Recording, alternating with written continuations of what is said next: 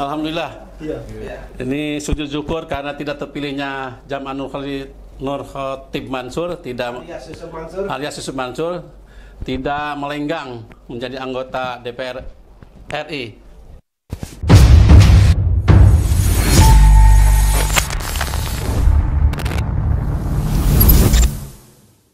Bismillahirrahmanirrahim. Assalamualaikum warahmatullahi wabarakatuh. Alhamdulillahirrahmanirrahim. Pada hari ini dalam syukuran tidak terpilihnya Jamaah Nur Khatib Mansur tidak lolos menjadi anggota DPR RI. Alhamdulillah kita berkumpul bersama dan saya ini dikasih kesempatan atau testimoni mungkin karena saya mengajukan atau gugatan terhadap investasi yang saya investasikan lewat batu bara. Alhamdulillah sudah berjalan sidang mungkin yang kelima kalau nggak salah di PN Bogor ya. Sudah masuk mediasi, Pak. Udah mediasi ya. Iya. Insya Allah hari Kamis tanggal 7 insya Allah mungkin ada pertemuan atau sidang untuk mediasinya ya. Ya. Jadi saya mengikuti dari awal, selalu datang sama istri. Kebetulan atas nama istri, saya sebagai pendamping aja, sebagai yang investasikan dana kami lah gitu ya. Nah, tentunya harapan saya bisa selesai secepatnya dengan hasil terbaik. Dalam hal ini saya juga terima kasih kepada khususnya Pak Jaini sebagai pendamping atau pengacara kami. Mudah-mudahan beliau sehat terus. Amin. Ya, bisa mendampingi kami, saya dan mungkin teman-teman yang lain bisa dalam proses penyelesaian investasi yang kami investasikan di batubara, yaitu di JBN. Saya rasa itu, Pak. Ya, jadi Pak Arif bersyukur nih Yusuf Mansur tidak terpilih sebagai anggota dewan ya, Pak. Ya, alhamdulillah. Alhamdulillah bersyukur. Walaupun tadinya saya waktu Pak Jaini ngasih kabar syukuran tidak terpilih, ya agak ini juga kebalik. Soalnya kebalik, biasanya yang bersyukur itu yang kepilih, lainnya nggak kepilih. Jadi tadi ada penjelasan, alhamdulillah. Oh iya betul. Berarti ada, kalau seandainya terpilih berarti ada efek nanti ke depan mungkin ya sama perlakuannya seperti ke kita ini. Jadi takutnya ya malah harus seandainya dia jadi pemimpin ya udah jadi amburadul lah. Kan gitu. Jadi bersyukur ya, Pak. Bersyukur kalau itu alhamdulillah. Nazarnya kita semua dikabulkan Allah Subhanahu wa taala. Atau mungkin Pak Arif juga khawatir kalau namanya Yusuf Mansur terpilih, mungkin Pak Arif khawatir dengan nasib gugatan Pak Arif ya. Iya. Betul. Iya. Takut mandak juga, Pak. Takut mandak, ya? Iya, karena mungkin dia dengan segala cara dengan dia bernaung nanti di parlemen, banyak pendukung. Dia kan juga pinter, kan licin kan, kesana sini cari dukungan. Nah itu mendapat posisi dia kuat untuk berlindung sehingga kami korban itu jadi terbengkalai gitu. Akhirnya ya jadi mungkin yang tiga berhasil lah takutan kami gitu Pak. Ya, baik. Jadi bersyukur ya, Pak ya. Bersyukur alhamdulillah. Alhamdulillah. Saya rasa ya. Tapi semangat tetap ya, Pak. Semangat, insya Allah mudah-mudahan ini persidangan hari Kamis itu mudah-mudahan dapat solusi terbaik. Alhamdulillah. Iya. Ini sujud syukur karena tidak terpilihnya Jamaah Nur Khatib Mansur, tidak alias Yusuf Mansur, tidak melenggang menjadi anggota DPR RI.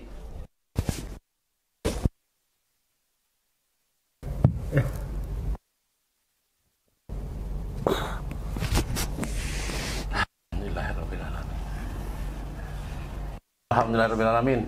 Semoga terkabul. Amin. Kabul. Sudah, Pak. Oke, udah. Menyatakan rasa syukur kita atas tidak terpilihnya Yusuf Jamaah Nur Khatib Mansur sebagai anggota DPR RI pada pemilu 2024 ini. Saya kira masing-masing kita tuh sudah membahas dalam konten yang sangat banyak. Saya nggak tahu udah berapa banyak tuh konten saya menyatakan Yusuf Mansur ini nggak akan lolos gitu. Sebelum pemilu Pak, coba cek gitu. Berapa kali nggak mungkin lolos gitu. Karena kita tanya orang, oh nggak mungkin pilih gitu. Penipu Pak, gitu kan? Kemudian nggak ada spanduknya, nggak ada Pak. Kemudian sembako yang akan dia bagi-bagikan itu ketika itu dikonotasikan itulah kasus sembako itu berkasus gitu di KPK. Oh iya. Itu saudaranya Haritanu, Budi Tanu Sudibyo itu kan sedang diperiksa itu karena dia menyelewengkan BLT atau bansos itu. Nah, saya mencurigai saat itu jangan-jangan ini yang dibagikan nih minyak gitu kan. Dia nggak mau uang pribadi gitu. Nggak mau rugi. Nggak mau rugi. Nah, hari Rabu tanggal 14 Februari itu sorenya saya lihat quick count ya. Nggak lolos sudah nih. Saya langsung bawa konten Yusuf Mansur nyungsap dengan partainya gitu.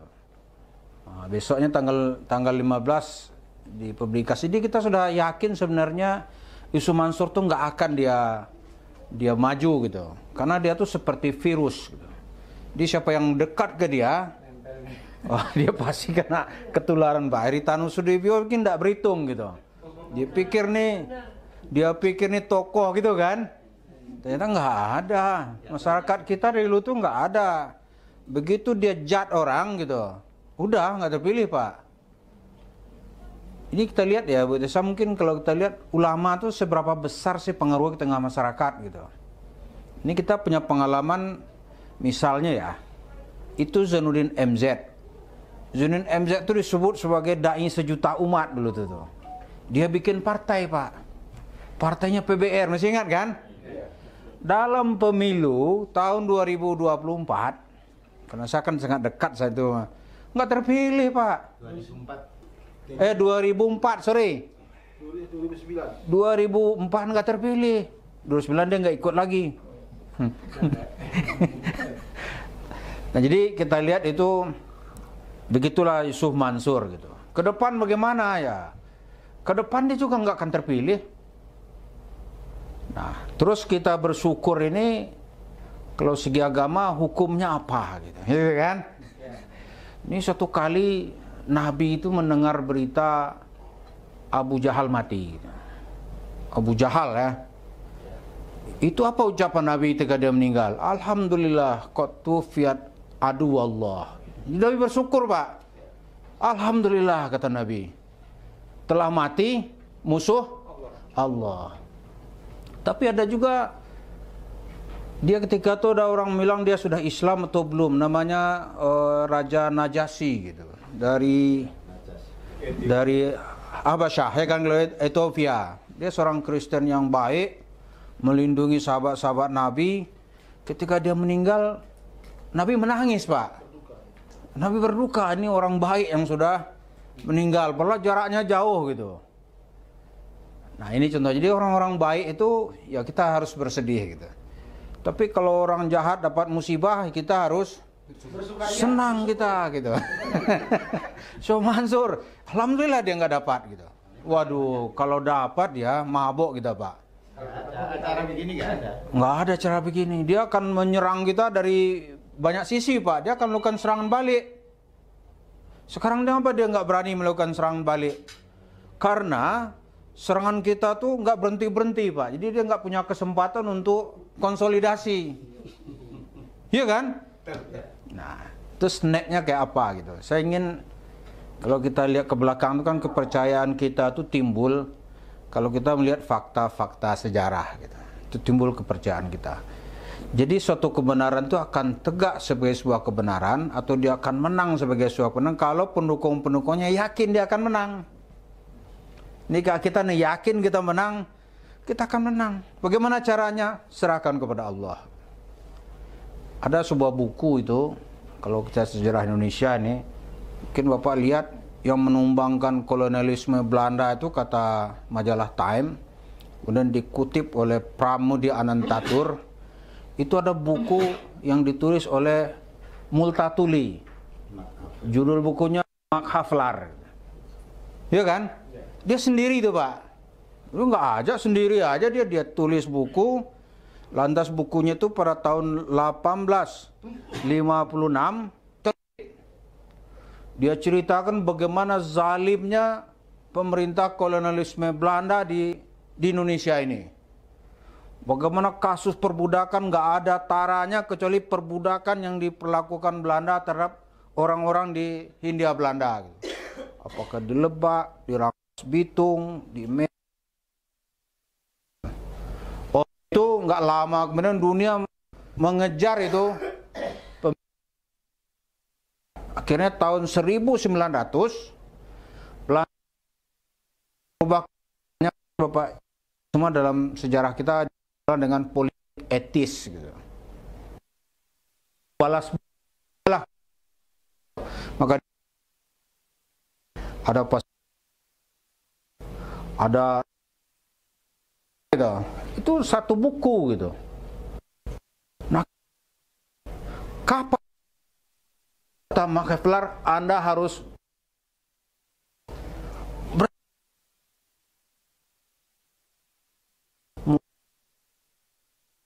apa dia nggak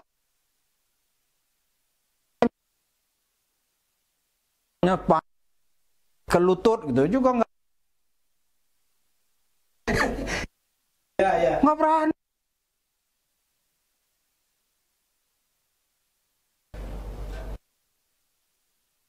Berteriak kan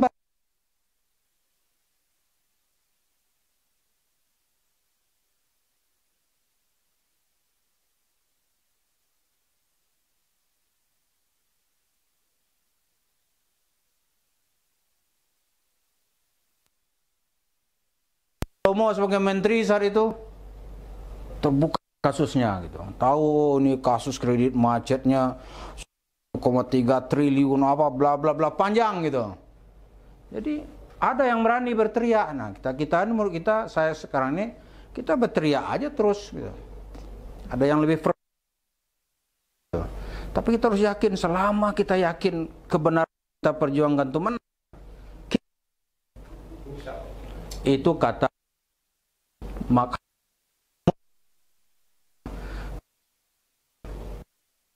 punya hati, dan saya lihat ke belakang hasilnya lumayan banyak Pak. Dulu itu wakil gubernur DKI Jakarta, gubernur Muslim di Jakarta. Buku kami Pak Darso itu dibahas di rumah Kiai Rasid itu. Sampai Habib Rizik san itu, coba selesaiin masalah lu dong gitu. Pernah kami berdua mau diundang itu, dikonfrontir.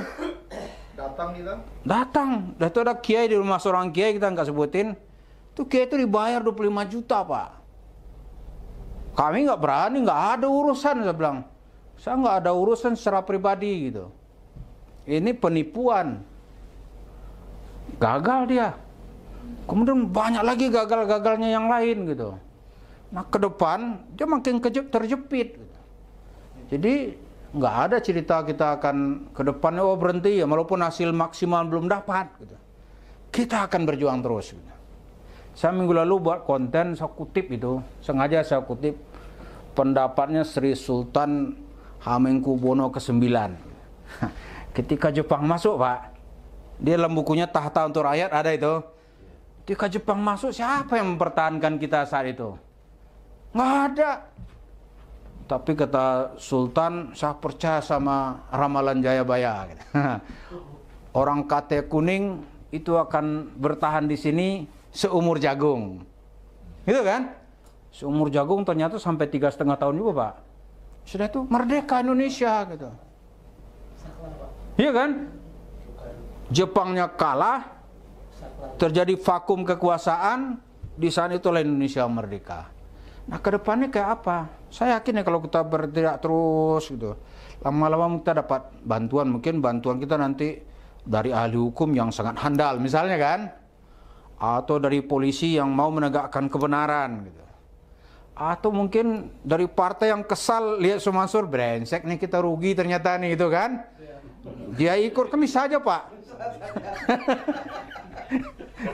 Hah? Kita nggak tahu, tapi kita terus aja di jalan kita gitu. Kita nggak tahu. Gitu. Saya sengaja sekarang tuh saya bentur-benturin aja gitu. Gitu. Ini apalagi kita ceritain duitnya banyak gitu. Wah ini kan enak untuk misalnya nih untuk paket makan siang gratis, gitu kan? Kan nggak tahu Pak. Jadi yakin aja kita berjuang terus. Kalau yang ke belakang step-step keunggulan keberhasilan kita tuh sudah banyak. Ini coba lihat nih, dianya gagal, Partai Perindo tuh juga menderita gara-gara dia nih. Menderita loh. Tahun 2019 kalau Pak lihat itu kan parlemen threshold saat itu kan 3%. Perindo saat itu dapat 2,9%. Jadi sedikit lagi hampir lolos parlemen saat itu. Sekarang parlemen threshold 4%. Perindo nggak sampai dapat 2%. Kalau saya melihat gara-gara dia bawa ucup gitu. Wah sial dia. Gubernur NTB ada Zainul Bajidi, Tuan Guru Bajang. 2 kali Pak jadi gubernur. Sekarang dia coba melalui Perindo gitu. Berdamping dia sama ucup, nyungsep. Nggak dipilih lah orang. Dia walaupun gubernur nggak ada cerita katanya. Ada artis-artis yang masuk, ada yang dapat suara dikasih 10 suaranya Pak.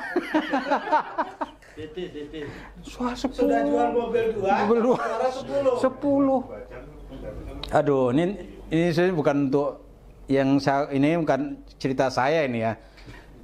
Ini dibanding dengan saya misalnya, itu bukan nggak usah dikutip nih.